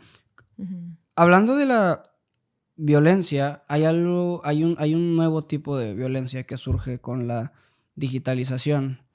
Así es. La digitalización de todo. ¿Qué significa esto? Hoy en día nosotros tenemos acceso a WhatsApp, tenemos acceso a Facebook, tenemos acceso a Instagram, a Twitter, OnlyFans, LinkedIn, de todo. Todo hay miles y miles y miles de redes sociales. Se pone de moda algo muy nuevo que se llaman los nudes. ¿Qué es? Es básicamente una práctica sexual nueva que se puede utilizar de manera muy sana porque hay muchos tabús de por medio, ¿no? Por ejemplo, tú con tu pareja puedes hacer algo muy famoso que se llama el sexting, que es tener contacto sexual digital con tu pareja, que está un poco extraño, sin embargo hay testimonios que avalan que funciona en cuanto a generar placer con tu pareja. Sin embargo, eso es un acto consensuado, es un acto permitido. Cuando no está permitido, surge algo que se llaman los packs o los nudes, que es una violación, y hoy hay una ley que los protege o que protege, bueno, no las mujeres en general, ha surgido y surgió gracias a una mujer, pero existe una ley, para el que no la conozca, que se llama la famosa Ley Olimpia, que es una ley que te protege contra toda aquella persona que haya difundido contenido sexual sin tu consentimiento previo. Entonces, tú estuviste trabajando en cuanto a la digitalización, en cuanto a, hiciste un reportaje, hiciste un artículo sobre cuáles eran las principales causas y los problemas de los nudes. Y por eso te llevaste algo que se llama el Premio Jalisco. Ojo, ella no lo hizo sola. Hay dos personas que me gustaría que mencionaras más que nada para que no les quitáramos el crédito. Claro que sí. ¿Cómo se llaman? Bueno, fuimos 3 personas que lo hicimos. Mis 2 mejores amigos y compañeros, colegas, Eric Sandoval y Jimena Torres, que, bueno, pues fue un proyecto de la escuela. En realidad no pensamos que fuera a llegar a un premio, sinceramente. Les mandamos un saludo. Cuando quieran participar en el podcast, bienvenidos. De verdad que personas como ellos me encantaría tener leído el artículo. Y está increíble. ¿Cómo surge la idea de empezar a trabajar con este artículo? Que es, o sea, estaban en clase un día y les dijeron, júntense en equipos de 3, elijan un tema del cual hablar y hagan un artículo bien chingón, pero no se pasen de chingón, para poder entregar. Y ustedes eligieron los nudes y el sexting, ¿no? Más que nada, si mal no recuerdo. ¿Se llamaba nudes? Sí, se llamaba nudes. Era el tema de nudes. ¿Cómo surge Paxi Nudes? Ándale. ¿Cómo surge la idea de platicar de Paxi Nudes? Sé que es un tema que tiene un impacto social muy grande ahorita y es una práctica muy realizada hoy en día. Sin embargo, creo que muchas personas no tienen como que esta noción de cómo practicarlo de una manera saludable, o de una manera saludable, de una manera que no conlleve riesgo de difusión, de expandimiento de contenido que no debería de estar en redes sociales o no debería estar en ningún celular sin consentimiento, ¿no? Surge esta idea. ¿Cuál es la idea que ustedes están persiguiendo al principio para poder escribir acerca de este tema? Pues sí, empezó tal cual así. La maestra nos dijo que hiciéramos un reportaje en equipos de 3 y a cada rato estábamos piensa en temas, y a mí siempre ha sido un tema que pues me ha interesado mucho, porque justo en mi secundaria fue cuando más empezó empezó a suceder todo esto, ¿no? Que cada rato era como, compartieron la foto de no sé quién, y casi siempre, bueno, siempre era de mujeres, o cuando pasaba que era hacia mujeres las víctimas, pues eran los típicos comentarios y el morbo. Y a mí era algo que me molestaba mucho y me incomodaba bastante, ¿no? Era como, ¿cómo es posible que lo hagan, ¿no? Así y con esa impunidad. Entonces... Y que era algo muy normalizado, ¿no? En nuestro sí, tiempo era un tipo de violencia que no presentaba como algún daño físico como tal, pero sí como un daño moral, un daño quizás psicológico a cualquier persona, un daño a la integridad de la persona a fin de cuentas, ¿no? Simplemente como era algo bastante nuevo, pues no había regulación en ello y no sabían muchas personas cómo manejarlo, incluyendo sí. a muchos cuates y personas. Y bueno, o sea, hace muchos años de verdad era pues Sí. algo bastante nuevo, entonces la verdad nadie sabía cómo manejar eso. Sí, creo que a final de cuentas lo más curioso a lo mejor es que a final de cuentas hay muchas personas que están involucradas en esto o que saben o que han escuchado o que han sido víctimas. Entonces por eso es como a lo mejor tan popular o como es un tema que se escucha mucho, pero no se escucha tanto en el sentido de que, bueno, hay que recordar que esto es un delito. Y esto es un delito desde hace muchísimos años. ¿Cuándo salió la ley más o menos? No En sé el si Ley Olimpia no me acuerdo, no tiene mucho realmente, pero Ley Olimpia no es el antecedente. O sea, existía ya una ley, cada código de cada estado tiene su propio artículo donde se establece que ese tipo de imágenes están penadas. Aproximadamente 8 años de cárcel, creo, que era en ese entonces. Pero... Ley Olimpia se mantiene con los mismos años de cárcel, ¿no? Que son más o menos 7, 8 años de cárcel. No si mal estoy muy recuerdo. segura, sinceramente no sabría decir con certeza. Lo único que sé de la Ley Olimpia es que tiene muchas lagunas legales, que no está funcionando, que no se le está dando el mantenimiento que necesitaría, que no se persigue a final de cuentas, sigue igual de impune. Entonces, a final de cuentas, creo que es un problema cultural, social, y que recae otra vez que lo que hablábamos, que creo que es pues el machismo. Sí, claro. Que a final de cuentas es quien es señalada, quien es expuesta es una mujer, a final de cuentas siempre es, ¿no? Y creo que de lo que fuimos encontrando en este reportaje es que, por ejemplo, en Jalisco, cuando antes de existir la Ley Olimpia, en este artículo, bueno, del delitos, le pedimos a la Fiscalía General del Estado de Jalisco que nos diera a través de transparencia, pues cuántas carpetas de investigación tenía, cuántas ya habían sido cumplimentadas, es decir, cuántas personas ya habían sido juzgadas por este delito. Aproximadamente de 160 carpetas, no me acuerdo si fue del 2017 al 2019 aproximadamente. Solo en esos años, 160 carpetas habían sido de denuncias. Entonces, 160 denuncias tienes y solamente 2 fueron cumplimentadas o creo que juzgadas. Y es decir, ¿cuánto porcentaje de impunidad tienes entonces? Claro. Y además, que haya tan pocas carpetas de investigación, 160 en tantos años, a mí me parece que te está hablando de algo. Sí, muchas personas realmente, bueno, en mi opinión creo que se tenía muy normalizado. Entonces muchas personas o en un colectivo se creía que pues era normal, o sea, que no era penado o no se tenía el conocimiento sobre que hay, o sea, que se puede responder legalmente contra este tipo de prácticas, ¿no? Sí, exactamente. Entonces creo que a final de cuentas era evidenciar también este nivel de impunidad, pues incluso nos dábamos cuenta que ya, o sea, tratamos de explicar sobre todo en este reportaje cómo es que operaban, ¿no? Cómo funcionaba todo el tema de los packs y nudes, que así se le dice ahora como a los packs, es una carpeta con varios tipos de fotos o videos pues, de contenido sexual. Y las nudes, pues tal cual, ¿no? Como el solamente, pues un desnudo, ¿no? En una foto. Entonces es como la manera de operar en México, y no sé si también en otros países, pero al menos lo que pudimos notar, no solamente en Jalisco, sino a nivel república, es que había carpetas de Drive que ya se tenían, ¿no? De nombre de la chava y todas las carpetas con todas las imágenes que podías Sí, claro, ver. aquí en Veracruz también se difundieron muchos como Dropbox con 2,000, 3,000 fotos de diferentes chavas Así aquí de es, Veracruz ajá. hace muchos años y era como de que, wow, o sea, ¿quién se tomó el tiempo de hacer esto, ¿no? Y obviamente Ajá. era, pues, se difundían y pues llegó a muchos lugares y empezó un problema muy grande con bastantes chavas que pasaron a reclamar y querían buscar al culpable, ¿no? De, oye, pues, ¿quién tomó mis fotos o de dónde sacó mis fotos, ¿no?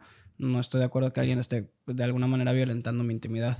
Sí, y creo que lo más grave de todo fue no solamente encontrar drives, Dropbox de todo tipo, sino que exista una página web, con la cual no voy a decir su nombre para no hacer promoción, porque probablemente siga existiendo, pero bueno, esta página, tal cual, una página web, se dedicaba a extorsionar a las chavas, o sea, le llegaban a la persona o las personas involucradas en esta página web, les llegaban las fotos de estas personas, ellos buscaban a estas personas, las extorsionaban, les pedían cantidades de dinero grandes y pues les llegaba la amenaza, o me das el dinero o hago públicas tus fotos en esta página web. Una vez que ellas no pagaban, lo que pasaba es que se hacían públicas en la página web y esta página web funcionaba con una membresía de 100 pesos. Entonces la ironía era como, bueno, tu intimidad vale 100 pesos, Vale, ¿no? 100 Cualquier pesos persona puede acceder a tus fotos que quién sabe cómo fueron obtenidas obtenidas. por 100 pesos, Sí, ¿no? Y creo que no se trata de decir, oigan, pues no se tomen fotos, no hagan eso, para que se exponen. Cada persona es libre de hacer las prácticas que desee, ¿no? O sea, es sí, respetable si cada persona quiere vivir como quiere su sexualidad. Y creo que ese es uno de los problemas de las leyes, que las leyes lo relacionaban mucho a responsabilizar a la persona que había decidido fotografiarlo, ¿no? Y entonces es como, claro. ¿por qué no se responsabiliza a la difusión no consensuada, ¿no? Entonces, creo que eso es un poco también el problema cultural, tanto también de las autoridades, porque incluso pues las autoridades no actúan de la manera que deberían. La policía cibernética no está funcionando, no se está haciendo algo al respecto.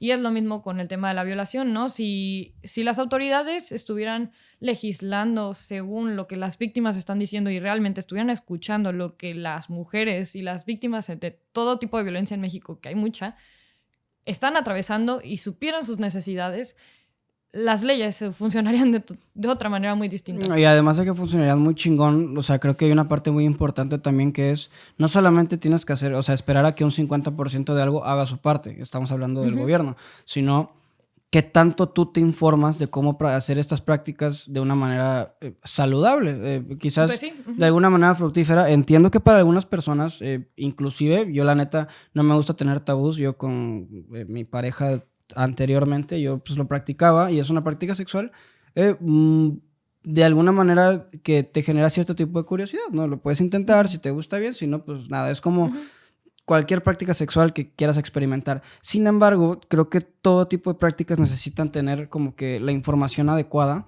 para poder llevarla a cabo, ¿no? En el caso de que te quieras meter un dedo en el fundillo, pues tienes que saber qué hacerlo, o sea, cómo hacerlo, Exacto. o sea, intentando decirlo de la manera menos grosera o menos despectiva posible. Si quieres practicar el sexting, también existe alguna manera saludable de hacerlo, ¿no? Y esto creo que recalca de una manera muy importante la información que tienes que tener tú para poder hacerlo de una manera, de una manera saludable, ¿no? Primero es o sea, a quién le envías estas fotos. ¿Quién es esa persona para ti? ¿Es tu pareja? ¿Cuánto tiempo llevan juntos? ¿Es un güey que conociste en una peda o una chava que conociste en una peda? Porque también pasan hombres y la ley Olimpia Claro. defiende a ambos. ¿Qué es esa persona para ti? ¿Qué le estás mandando? ¿Qué tan comprometedor es? No solamente no solamente para hacerlo de una manera más saludable, sino porque si llegara a trascender el problema, además de que tú ya sabes cómo encontrar, por ejemplo, al culpable. Ojo, si quieren, por ejemplo, mandar un nude, una solución muy fácil es mandar una marca de agua. O si te tomas una foto, saber que esa foto es la única persona, se la mandaste a solamente una persona y así tú sabes, ¿no? Por decirlo así. Una vez que tú encuentras al culpable, ya encuentras además un marco legal bien estudiado, con el cual tú puedes defenderte, ¿no? En caso de que suceden este tipo de actividades, este tipo de problemas, ¿dónde tú haces esa denuncia? Por ejemplo, si tú quieres denunciar, vas al Ministerio Público igual y levantas una denuncia pública. Y yo nunca he ido, la neta, nunca he ido a levantar una denuncia. ¿Cómo funciona una denuncia más o menos? O sea, creo que tú ya has levantado una denuncia y has apoyado a otras personas a que levanten sus denuncias. Entonces, ¿cómo funciona? Tú llegas y te sientan y te preguntan qué pedo o qué onda. Pues bueno, yo creo que depende mucho del tipo de delito que vas a denunciar. Pero yo, la verdad, lo que casi siempre recomiendo, yo canalizo a las personas, ¿no? Si a mí llega una chava y me dice, pasó esto y quiero hacer una denuncia penal, sí es ir al Ministerio Público, pero yo no iría. O sea, yo no voy con ellas, yo no hago como ese acompañamiento porque pues no soy abogada tampoco, es como que ahí, como decíamos, ¿no? Las limitantes que existen. Siempre se les da la opción de si necesitas apoyo para hacer difusión en redes sociales, en medios, está la opción de siempre redactar una nota, denunciar esto al respecto y publicarlo, ¿no? Ujú. Pero bueno, siempre existen organizaciones como Chicas Poderosas, que son mujeres feministas que se dedican a la seguridad digital y ellas hacen todo el acompañamiento que se debe hacer para ir al Ministerio Público y hacer la denuncia también.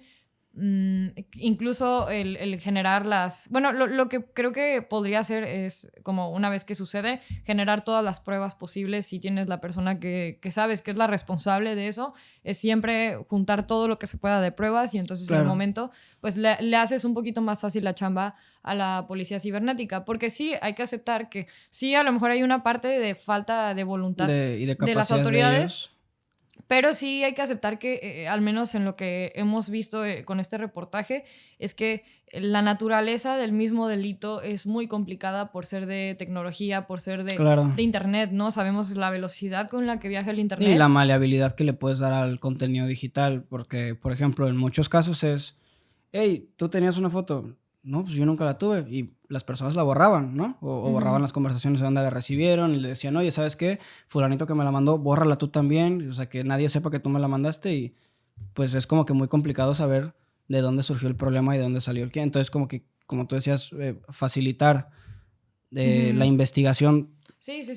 Siempre es bueno juntar pruebas cuando algo está pasando. Siempre es bueno juntar las pruebas que se puedan. Y creo que eso, ¿no? O sea, a final de cuentas, no solamente se trata, como decías, de esperar que la policía cibernética haga milagros con algo que también sabemos que es muy difícil, pero pues es también, es conocer la realidad, saber que está pasando algo y no ser como cómplices del patriarcado, de decir, y tapaderas, de decir, saber que hay mujeres y hombres compartiendo fotos sin consentimiento, ¿no? Y de manera irresponsable e indebida, ¿no? O sea, exacto, y creo que es eso, ¿no? Decir, poner un alto, ¿no? O sea, atreverte a decirle a tu compa, oye, pues no hagas esto. No está bien, güey. Sí, ajá. Claro.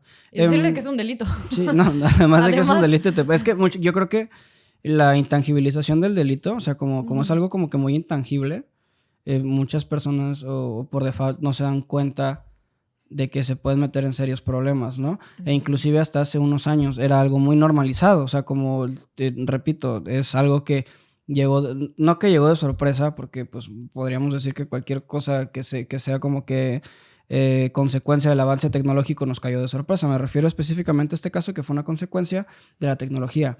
No sabía cómo manejarse, no sabía como que el impacto que podía tener en cierto sector que era en tu sexualidad, en tu vida, y se tenía muy normalizado, ¿no? O sea, la verdad, yo, por ejemplo, me disculpé hace muchos años, yo en tercero de secundaria, primero de prepa, pues para mí era como muy normal ver nudes de chavas y para mis cuates igual y todo. Obviamente no había una contraparte que te dijera, oye, güey, eso está mal, porque todavía ni siquiera conocíamos, o sea, güey, o sea, no conocíamos muchas cosas, o sea, y no nos interesábamos, yo creo que en esa edad, por muchas cosas.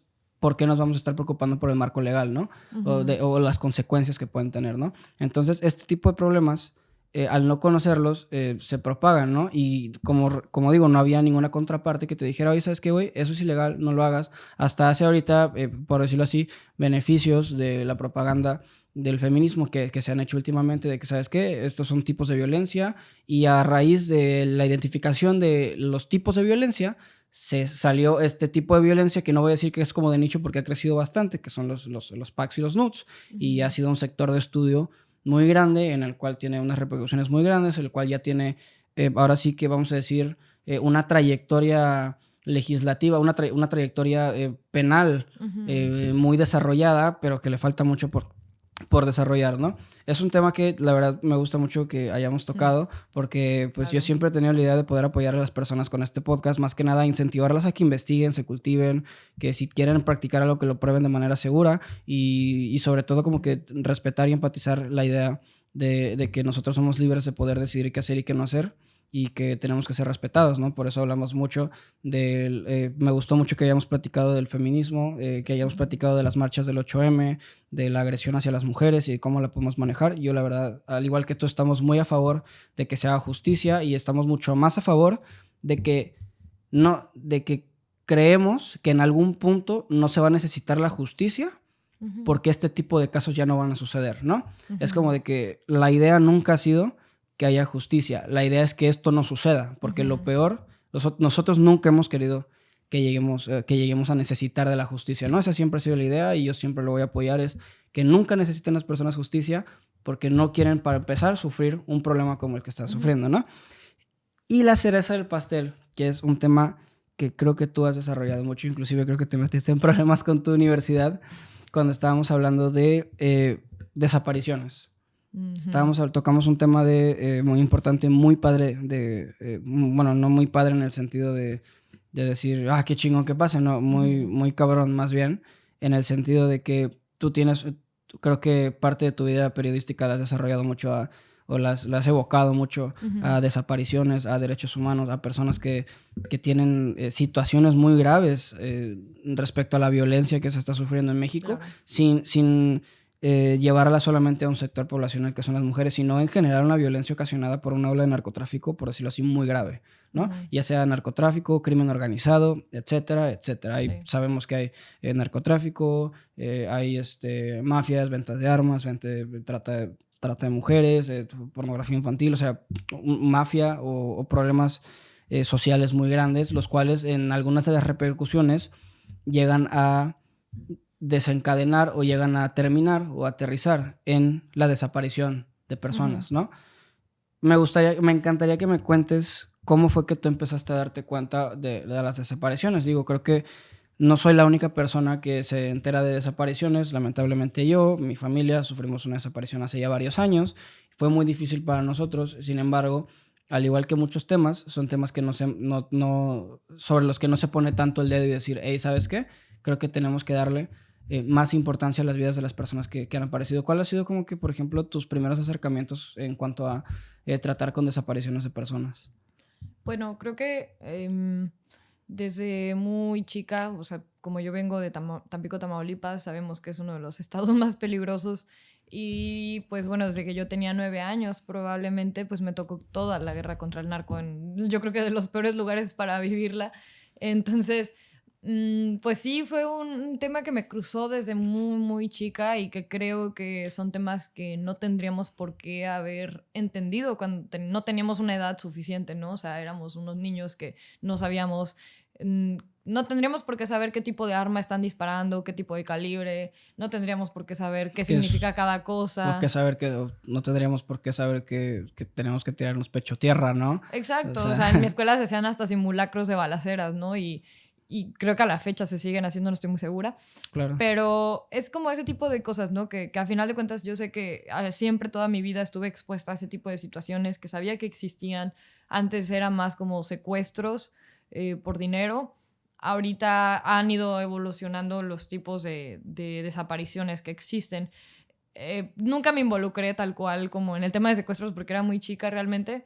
Hasta ya que entró a la universidad, pues yo estuve en Jalisco, como decías, estudié en Guadalajara, y mi primer año, pues bueno, más bien desde el primer año de la carrera, yo empecé a trabajar en un medio que se llama Zona Docs, que es un medio independiente en Jalisco, y que su principal, digamos, como enfoque no solo es derechos humanos, pero sobre todo como más de nicho todavía es las desapariciones que existen.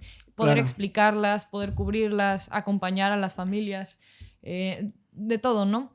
Y bueno, sobre todo, o sea, poniendo en consideración o sobre la mesa de que pues existan más de 100,000 personas desaparecidas en México actualmente hasta la fecha. Eso es la cifra, más de 112,000 más o menos. Y la mayoría de estas desapariciones ocurrieron en Jalisco o están ocurriendo en Jalisco. Claro. Entonces es el estado con... Se agravió con bastante mayor... en los últimos años, ¿no? Creo que eso es lo a destacar también, que la situación se ha agravado en los últimos años en Jalisco. Agravado. Si ves en las cifras del Registro Nacional de Personas Desaparecidas, se puede apreciar, ¿no? Tamaulipas en esos años que estaba... Tamaulipas siempre fue el estado con mayor desapariciones por la guerra contra el narco. Y entonces te das cuenta, pues de tal fecha a tal fecha, claro, pues explica que es justo los años más fuertes de violencia. Claro. Pero Jalisco en los últimos 5 años ha estado para arriba, y entonces lo grave es que en Jalisco en esos últimos 5 años arrebasó a Tamaulipas. Okay. Entonces se posicionó como la primera entidad con más desaparecidos. Creo que acordé, CNN habían sacado un reportaje, una gráfica hace poquito. Creo que la vi hoy, de hecho, que decía que el Departamento de el Departamento de Estados Unidos, el Departamento de Turismo de Estados Unidos, algo así, había sacado una gráfica de los países a los que, los estados de México a los cuales recomendaban no viajar. Entre ellos estaba Jalisco, Sinaloa, Guerrero, Tamaulipas y otros 2 que la verdad no recuerdo. Entonces sí, definitivamente están entre los más altos. Sí, no, y creo que ha sido todo una experiencia fuerte, muy aleccionadora. He aprendido muchísimo de las familias, he aprendido mucho de la misma situación. Claro que ahorita, pues bueno, es como muy importante recalcar que yo ahorita estoy dándome mi tiempo del periodismo por el mismo proceso que tuve que pasar, de ver tanta violencia y de plano no ver cambios, ¿no? ¿Crees que llegó a ser hostigoso, como que demasiado esfuerzo y seguir viendo que, por ejemplo, en algunos casos la situación seguía igual? Creo que sí, totalmente tuvo mucho que ver que son crisis tan... No sé, creo que una de las crisis más feas de derechos humanos es la propia vida, ¿no? Que decir, ¿cómo uno lo puedes privar de la vida de esa manera tan violenta? Y que ya exista un sistema para hacerlo, que ya hay una manera de operar para hacerlo en Jalisco. Y una manera de cubrirlo de cierta manera también, sí, ¿no? O sea... y que haya tanta, no sé, entre la colusión entre policías. No sé, creo que para mí ha sido muy agotador, pues a la vez encontraba cierta esperanza cada vez que iba y cubría las marchas, cada vez que conocía a las familias o las podía acompañar. A mí me parece que encontraba siempre cierta esperanza, ¿no? Incluso en las brigadas de búsqueda de campo, siempre había un momento donde yo decía, claro, pues aquí hay esperanza, ¿no? Pero creo que es muy difícil. Creo que al final de cuentas estar en contacto con estas situaciones es muy difícil, pero siempre pensando en que yo tengo la oportunidad de decir, quiero descansar. Pero y las familias no tienen esa... Sí, claro, no tienen como que decir, bueno, ya no voy a sufrir por mi esposo que desapareció por 2 días y regreso dentro de 2 días a sufrir, ¿no? O sea, como que tu ausencia o la ausencia de algún periodista como tal simplemente no va a compensar. De cierta manera no le va a dar un break a esa persona también de sufrir, ¿no? Sí. De cualquier cosa. ¿Crees que es como que lo más doloroso o la parte más difícil de trabajar como periodista, como que tener que lidiar con tantas lágrimas, tantos llantos, y no en el sentido despectivo de decir, qué hueva me dan, o sea, sino como que de decir, no mames, o sea, de verdad hay personas que le están pasando muy mal, y no solamente es pasarla mal en el sentido de decir solamente es un caso peculiar, sino regular, o sea, son casos o cosas que suceden continuamente. O sea, que no estamos hablando de que hoy mataron a un señor como tal, sino que diariamente matan a muchas personas como tal, y tú como periodista tienes que, y bueno, tu trabajo que dedicaste como periodista fue apoyar a estas personas, intentar entenderlas, lograr documentar todo lo posible para poder exponer el caso y poder intentar de alguna manera lograr hacer que se haga justicia, ¿no? ¿Crees que para ti es crees que esa es la parte más difícil para ti de tu trabajo como periodista, como que tener que lidiar o tener que trabajar alrededor de tanto sufrimiento? Yo creo que esa sería la pregunta. Yo creo que lo más difícil de eso es más bien lidiar con la negligencia de las autoridades. Claro. Creo que eso es lo más frustrante a final de cuentas. Creo que no es tanto el sufrimiento de las personas, pero sí es más el ver, el escuchar cómo actúan las autoridades y a veces preguntarte, bueno, Sí, ¿por qué? ¿Por qué son así, no? Y no solamente lo que te cuentan, lo que tú mismo ves de cómo son las personas de la comisión de búsqueda, que dices, bueno, y si tanto odian a estas personas, por qué están aquí? ¿Por qué están trabajando en esto, no? claro. No entiendo, es algo que simplemente no logro entender, que me rebasa sinceramente, que a veces pienso como la falta de voluntad de O las de autoridades. compromiso de algunas autoridades, ¿no? Sí, y creo que eso es de las cosas más difíciles. Obviamente el sufrimiento de las personas es muy difícil. Yo creo que al principio, sobre todo, fue lo que más me costó a mí, el poder como aprender a lidiar con ello, porque todas las personas me decían, tú eres muy sensible, tú lloras por todo, tú sientes todo mucho, y yo sí, y me decían, no, pues no puedes ser periodista por eso, entonces yo pensaba, no, al contrario, creo que porque soy muy sensible voy a poder ser periodista. Tienes la capacidad de poder trabajar con ese sentimiento negativo o utilizar, más que nada, utilizar ese sentimiento negativo como que a tu favor en cuanto al, como motivación podría ser, por ejemplo, utilizar ese de buscar justicia, por ejemplo. Creo que es más como el saber que tienes la capacidad de asombro en cuanto a la violencia. Claro, Que nunca te acostumbres a la violencia que está pasando, que nunca dejes que se normalice. Y creo que claro. Y ese es un eh, problema hoy, ¿no? Que se tiene muy normalizada la violencia, como que pues eso es algo muy, lamentablemente es algo muy común y es algo que pierde el asombro, ¿no? Entonces, una vez que se pierde este asombro, ujú, muchas personas pierden de cierta manera interés en buscar también justicia a través por ello. Y decir, y el decir, ¿sabes qué? El primer paso quizás es reconocer que está mal, o sea, que no hay persona que merece sufrir o no hay persona que merece ser víctima de un asesinato y que la persona que lo realice salga impune, ¿no? Creo que al nosotros reconocer o tener esta capacidad de poder de decir, oye, ¿sabes qué? Esto no está mal, pues de alguna manera recuperas tu capacidad de asombro y tienes pues un motor que te pueda ayudar como que a combatir de cierta manera ese problema, ¿no? Supongo, quiero pensar que es algo que muchos periodistas utilizan, ¿no? Esa capacidad de asombro para decir que hay cosas que están mal y que no dejan de impresionarse a pesar de que sean los mismos casos y pueden seguir utilizando como que esa capacidad para poder buscar justicia. sí, creo que es algo que decía mucho con uno de mis compañeros de periodistas que estábamos justo en una de las brigadas de búsqueda en las fosas clandestinas y me dijo, de verdad que el día que tú y yo dejemos de sentir, ya estamos mal. Ya no. Me voy, ¿no? Y creo que fue lo que a final de cuentas por eso estoy en mi tiempo, porque creo que dejé de sentir en algún momento. Llegué al límite, ¿no? Creo que llevé al límite desde hace 4 años esas emociones. Sí fue un proceso como de, pues poco a poco el aguantar que si una de las madres te está llorando en el hombro, ¿no? Y Claro, decir, claro. muchos de los reporteros te ven feo y dices, esa no es tu chamba, ¿no? O sea, y yo así como, no, es que, ¿sabes qué? Yo no vine nada más a entrevistar a las Sí, familias.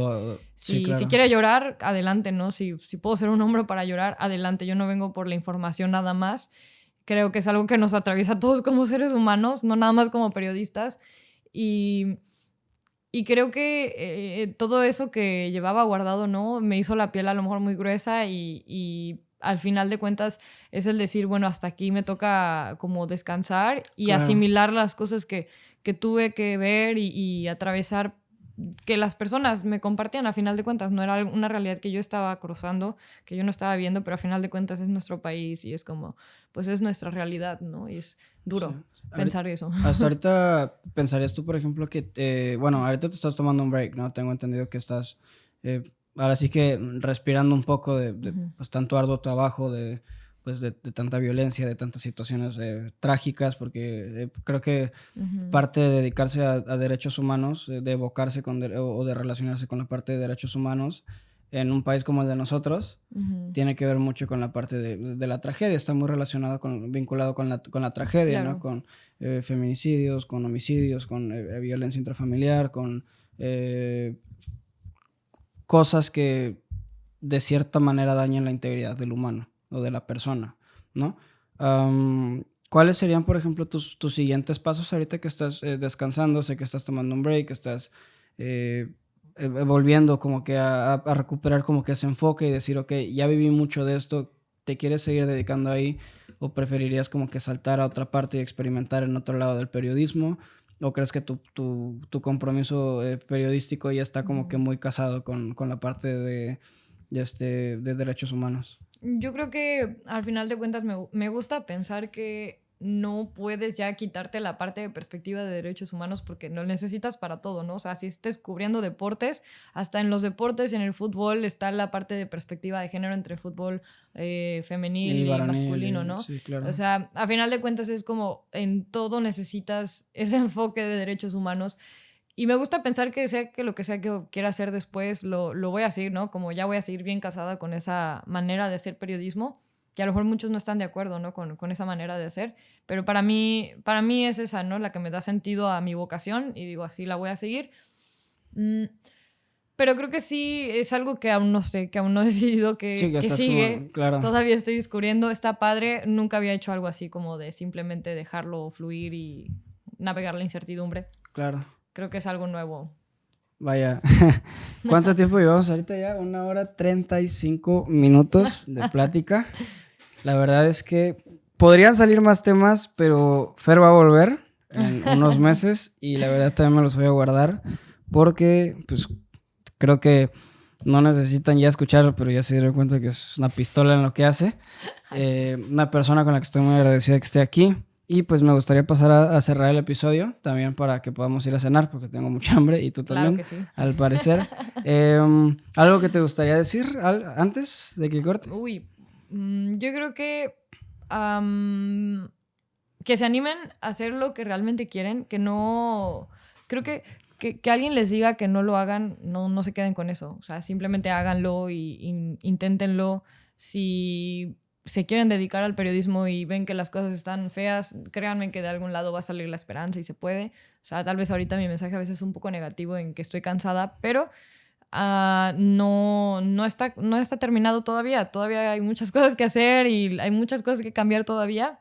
Y no solamente en el periodismo, en todas las profesiones yo creo que se puede hacer con perspectiva de derechos humanos, se puede defender muchas cosas y eso, que se animen a ver la realidad. Muchas personas ya lo han hecho. Es eso, simplemente salir un poco de nuestra zona de confort. Es doloroso, pero se necesita para poder cambiar algunas cosas, ¿no? Claro. Bueno, eso es... Yo voy a aprovechar también para decir algo de volada. La verdad es que este es el episodio número 10 de mi podcast y estoy muy feliz. La verdad, muy, muy feliz. Es un sueño para mí. No realizado, pero por realizar. Y pues, si estás viendo y llegaste hasta acá, amigo, te quiero agradecer a ti principalmente. De verdad que este podcast lo estoy haciendo con la mejor de las intenciones, con ganas de ayudar, con ganas de sumar, con ganas de dar a mi comunidad, a mi sociedad, invitando personas que tengan diferentes historias, que puedan contar cosas que nos sirvan todos los días, de apoyar a todas aquellas personas que tenemos a nuestro lado. Podrías decir, la ideología cristiana le llama el prójimo. Esa es la idea, ¿no? Entonces, la verdad, si llegaste hasta acá, te quiero agradecer de todo corazón. Estoy muy, muy feliz de que estés acá, de que estés formando parte de esta pequeña familia que está por hacerse muy grande.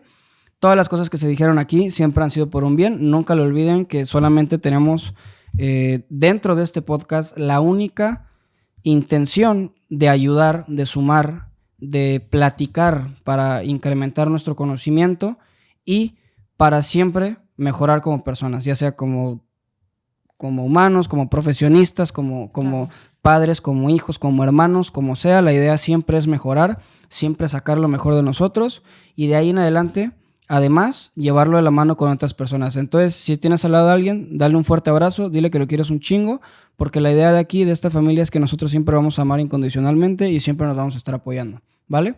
Muchas gracias, Fer. Paso contigo. De verdad es que estoy muy agradecido. Estoy muy, muy feliz de que te encuentres aquí conmigo. Pues ya teníamos un tiempecito platicando, claro que sí. Más que nada platicando, un tiempecito que yo tenía intenciones de que vinieras aquí a participar conmigo en el podcast. De verdad yo creía que eras una invitada digna, no digna, más bien yo soy el que debería de estar como que quizás de rodillas ante ti, ante tu trayectoria, No, porque claro que creo no. que eres una excelente periodista que tiene una ética de trabajo muy grande, de verdad, de todo corazón, como amigo y como host de este gran podcast. Te quiero dar las gracias por haber venido, por platicar de todo lo que sabes, de compartir con todas las personas.